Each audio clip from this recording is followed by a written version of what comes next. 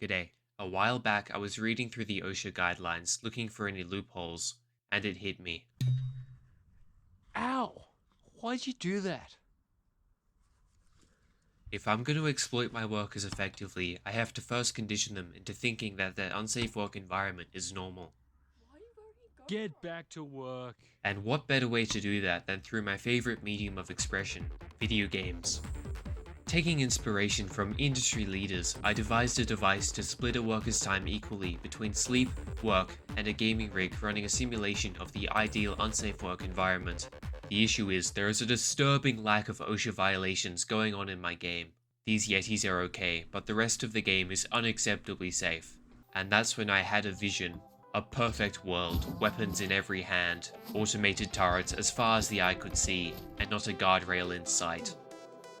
But we aren't there quite yet. Simulation realism is of the utmost importance, so before anything else I did an art pass over the game. This world border looks garbage, and I don't want to consider the lore implications of the world being surrounded by impassable black walls. Instead, I replaced it with a force field and added terrain behind it. Another very obvious thing is that the pixel sizes of dropped items don't match up with anything else in the game. This of course meant respriting every item into 8x8 instead of 16x16, with varying levels of quality. This is a furnace, by the way. Also, goblins looked too lifelike. All they do is eat babies all day, which I reflected in a new, less saturated design. But while I was changing that, I realized that they are way too strong. When I first made these tribe workers, I just copied over all the players' stats. Same health, damage, attack range, and speed, and you can spawn in 4 of them. Suffice to say, this wasn't the pinnacle of balanced game design. The diagnosis? Full frontal lobotomy and organ realignment. After some testing, these new workers seemed a lot better. They weren't meant to be good at combat anyway, just good for gathering resources and helping the player. Now you finally have a chance to beat these green bastards. Never mind. Alright, I'm out of ideas. What's something else I can steal from another game? Oh, I came up with this cool idea of using damage numbers to give a clear visual indication of how much damage you're dealing. At first I put them on everything, but that looks incredibly obnoxious, so I stuck to just things the player hits. Next I made the grass color match the biome based on the hydration and temperature of each grass tile. So grass near a tundra is bluish, and grass near a swamp is more vibrant. Also, the new colors made me realize just how saturated the old grass was. I mean, look at this shit. Along with that, I added some small decorations everywhere. You've got rocks and flowers in the grasslands, sandstone in the desert, and the classic tundra black rock, which you see everywhere in real life. Alright, maybe not, but what else would I use to contrast the snow? More snow? With some objectionable coding practices, I then got a very crude lighting system working and made campfires and furnaces give off light. It also applies to entities which are on fire. At one point I had an interesting bug where the default light level was 0. Kinda spooky looking. I may or may not make this into its own game mode at some point. But that's enough about how the game looks. The more pressing issue is that it has no sound. I have no experience with making sound effects, but eventually I figured something out. Bonk. Normalize. Rockhit.mp3. That's one for the books. The final tally is 209 sound effects, including both the sound effects I made and the sound effects I made. Here we go. Money talk. Here comes the money. Luckily, I did find the process pretty fun. Something about hitting random objects with a rock seems to activate a hidden part of my caveman brain. Of course, my favorite sound effects are the goblins.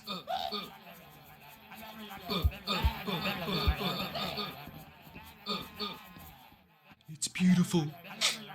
The challenge with making the goblin screaming sound effect is capturing that really high-pitched, distressed sound. You're going to need a brick, a clothes hanger, a whole bunch of pegs, a spare t-shirt, and a ruler.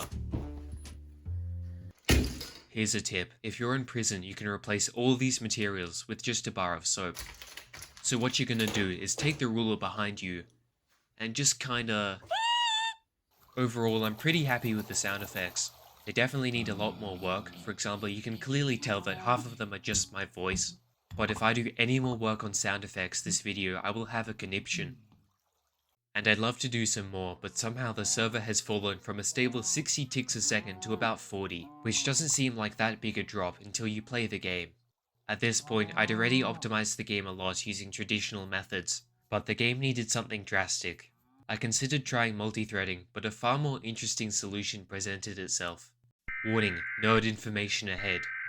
Just for fun, I profiled the server with this beautiful piece of software, and found that the game had over 7,000 megamorphic inline caches. You can think of each megamorphic inline cache as clogging up the program's arteries a little bit, and with 7,000 of them, it's terminal.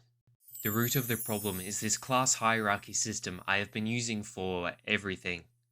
Thanks to the wonders of JavaScript, the more classes you have, the more megamorphic inline caches you have, and my game had 171 different ones. But after rewriting a measly 92% of the server code, I wrangled it all into one class with a bunch of components, and instead of many different subclasses, I had functions, functions, and more functions. The end result is a 7 times performance improvement, 20% reduced memory usage, and 19 hours down the drain. Was it worth it? Of course, look at this slightly higher number. This is a fun hobby. Well, that's enough hard work. What's something else I can steal? After some thinking, I've decided that a tech tree is the best direction for the game. You start with fire, unlocking campfires, which branches out to woodworking, society, gathering, and stoneworking. But all this knowledge won't simply magic itself into your brain. Unlocking a tech requires items and research. That's where the research bench comes in. After all the fighting and reading, you just gotta sit down and be a little nerd for a while. That's just the way it goes. But once you recruit some workers, you can make a prison research facility and have them do the research for you. Sometimes you can even feed them. From stoneworking you can get archery, and from archery you can spec into either reinforced bows for a little bit more damage, or crossbows, so you can charge up a full hotbar of shots and release it on an unsuspecting creature. It may not be an honourable way to fight, but god damn is it effective. If you play as a frostling, you can research the frostbow, which can indefinitely stall an enemy with a crippling 60% slow. I'm sure I'll never have to balance this. Anyway, if you're a barbarian, you don't care about bows. Bows are a crutch for people who rely on skill and aim to win. Instead, barbarians have battle axes, which are effective both as a melee and throwing weapon. The living rock needed to craft a battle axe can only be obtained by breaking these strange clumps of rocks. But beware, the rock is sentient and does not appreciate your attempts to mine it. Goblins have something similar with their spears, except they are one-time use. You may wonder why you would ever use a single-use weapon, but spears are both stackable and absurdly cheap to craft thanks to my underpaid migrant workers. A lot of spears per goblin, a lot of goblins per tribe, and all of a sudden that frozen yeti isn't looking too healthy. But what good is a magical frostbow if all it takes is one loose zombie while you're off exploring to destroy your whole base? Well, let me introduce you to the wonders of home ownership. Keep your stuff inside and the lower class outside. With basic architecture researched and a hammer in hand, you can construct walls, doors, embrasures, and spikes. As a seasoned fortress erector, here are some classics to get you started. The Chinese finger trap. The path of pain. The inspection room. Yes, very nice, very nice. Head on in. And a modern staple, the ball basher. As well as building contraptions, a hammer can heal them when they're damaged, restoring 2 health each swing. Don't ask me why hammers heal things instead of just destroying them. I didn't even program this in, it's just emergent behavior. However, while making the ball basher, I realized that you can phase through the embrasures. And with enough speed, it also works on doors and walls. This poses a large security problem. To fix this, I did what I should have done from the start and made buildings stop collisions entirely, which of course broke doors. I ended up coming to a middle ground where doors only use the hard collision when they're closed or closing, which works, mostly. I also added a little sprinkle of Edward Flair with these punji sticks, which are one of my favourite inventions to come out of the Vietnam War. They are a bit weaker than regular spikes, but inflict aids, dealing damage over time.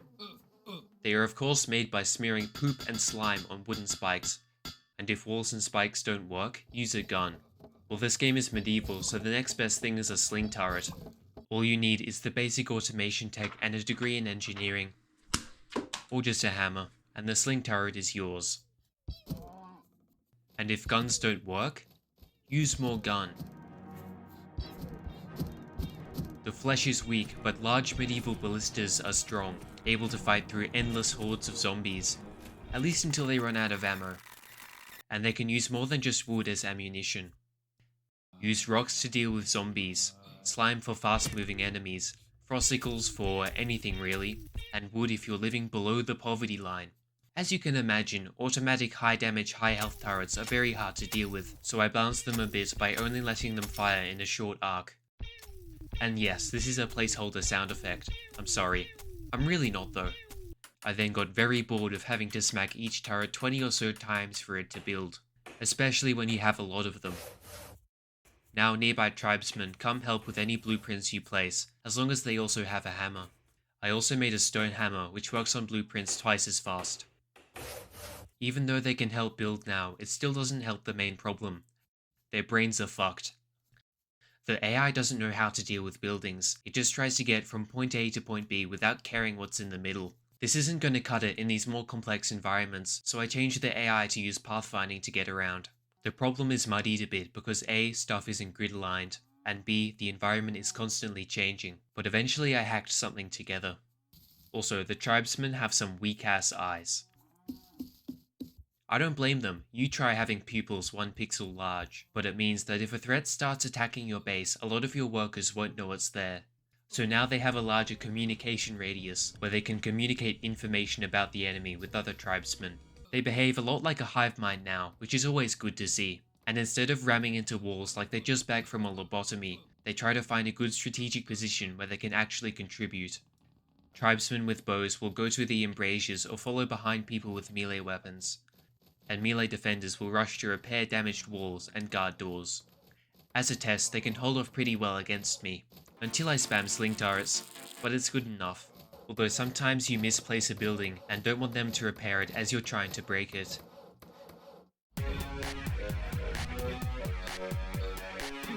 I thought it would be convenient to add a button in the blueprint menu which deconstructs the building.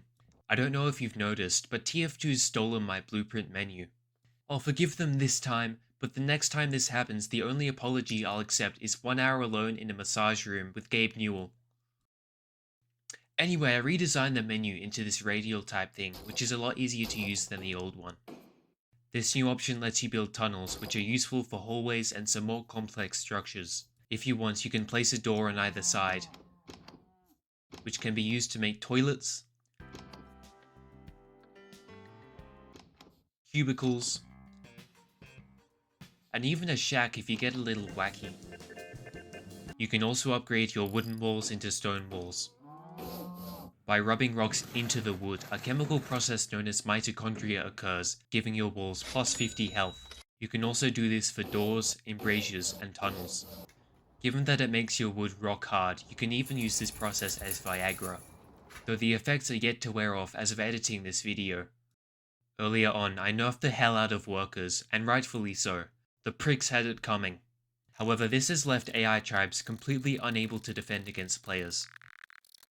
Since workers now have slightly less attack range than you, you can win every time using the advanced technique of standing still. To restore AI tribes to their former glory, I made a new warrior tribesman. They are way worse at labor tasks, but excel in combat with higher health and attack range than their puny cousins. You actually have to play the game when fighting them.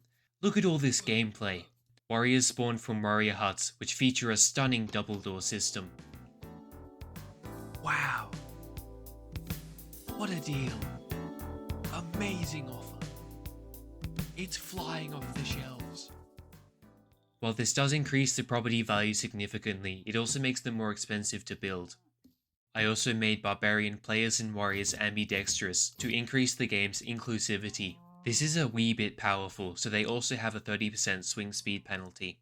Essentially, the plan is for barbarians to be a low quantity but high quality tribe of space marines, with their massive damage output making up for their low population. So the AI is pretty strong now, but their randomly generated bases are still shit. All they have are some huts, and sometimes a barrel if they're feeling privileged. I could spawn in some more complex bases, but that's boring. It was clear to me that the AI needed a way to build their own bases, but how? The solution is pretty simple. First, you will need a small child. Faster! Go! More! Get in there! Lure the child into the child compartment. Then connect it to your computer. Depending on the quality of the child, you should now have a pretty decent base building AI. But I don't like it when my AI asks me for food, so I got rid of that one and made my own. It chooses what to build based on how safe it would make the base and what buildings the tribe needs. For now, they only know how to build walls, doors, barrels, and crafting stations, but I'll make them smarter in a future video. Except they can't actually go through doors because of A-star pathfinding. Old Biden. The gap between these walls is 3 nodes wide, but the worker takes up 4 nodes in this spot, so it thinks it can't make it. But if it moved just a little bit to the right, it would take up 3 nodes. This also works in real life. If you're too large, just move until you take up less nodes. After changing it to check for multiple positions within one node, it was working.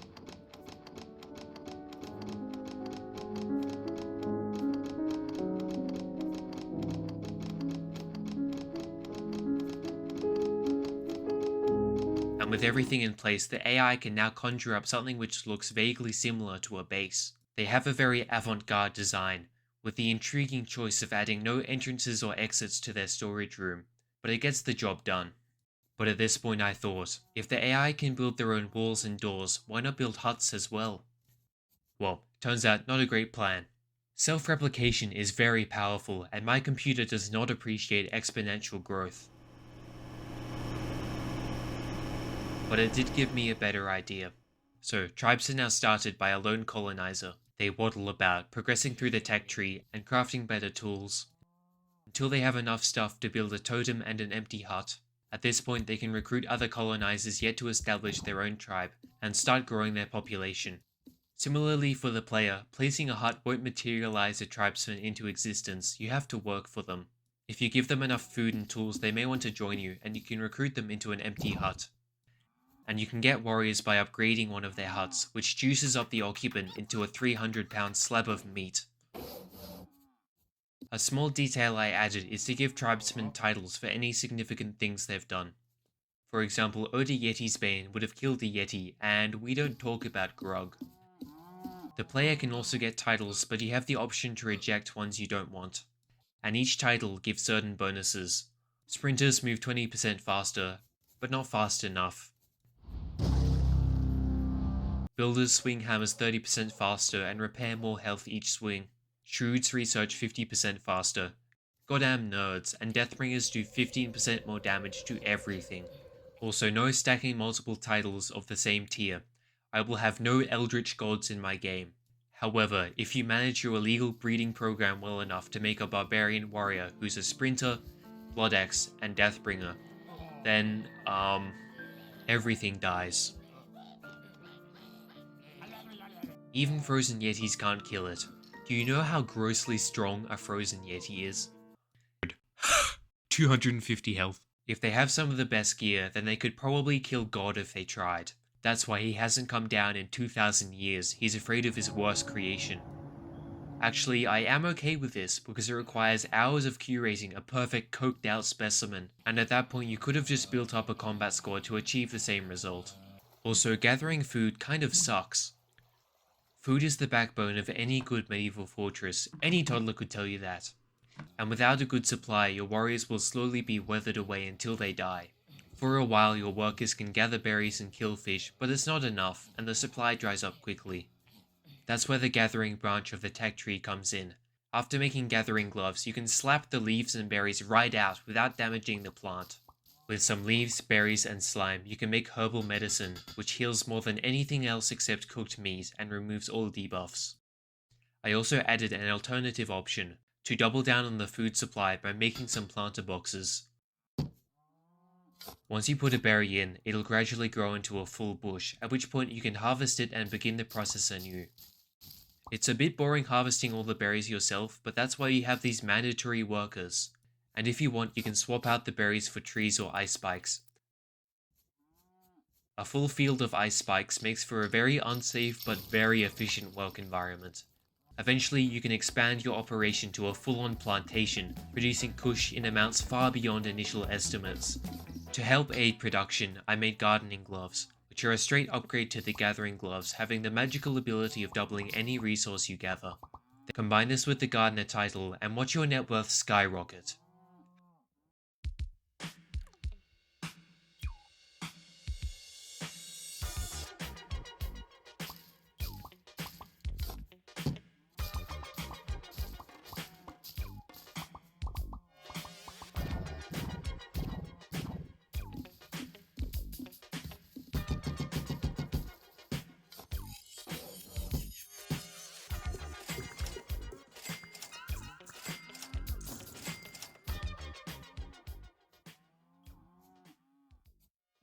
However, no mere mortal was meant to have this many trillions of frosticles, so I dialed back the resource bonuses a bit. For another way to use leaves, I made a healing totem. A sentient mind trapped in a wooden sarcophagus. The eternal agony it experiences is converted into beams of raw healing energy. So when you run up to your totem after taking 2 points of damage, you better be grateful. Considering this is a free source of infinite healing, I put this pretty far up the tech tree, with some heavy item requirements. But what if you don't want to heal your teammates and just want to be an annoying little shit? Then you can use your leaves to cover your spikes, and then place them randomly around the map like a minefield so that no one else can play the video game. Or you could make a leaf suit and hide inside trees to ambush people as they try to play the video game.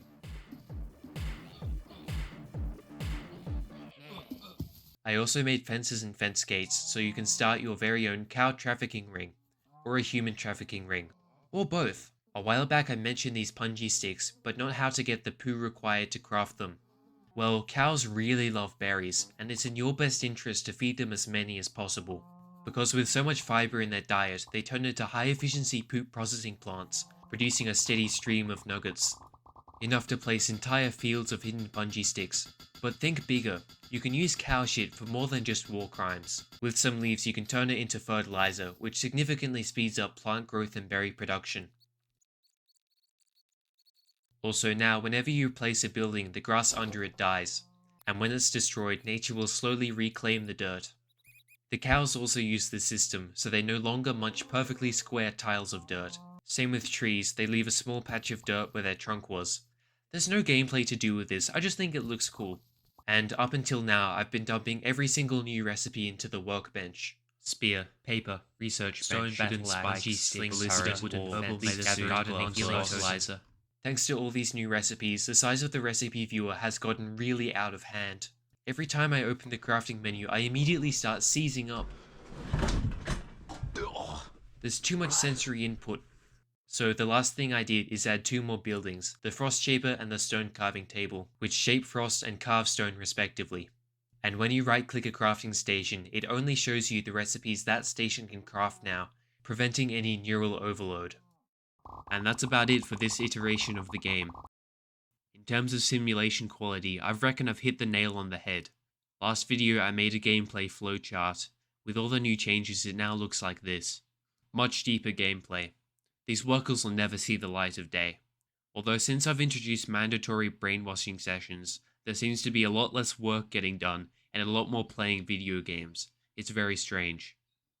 Lastly, to the dude who I promised this video would be out within a week, like 4 months ago, I apologize. I didn't know when to stop adding stuff and just end the video, so I kept adding stuff. But I'll counteract that by ending this video really abruptly.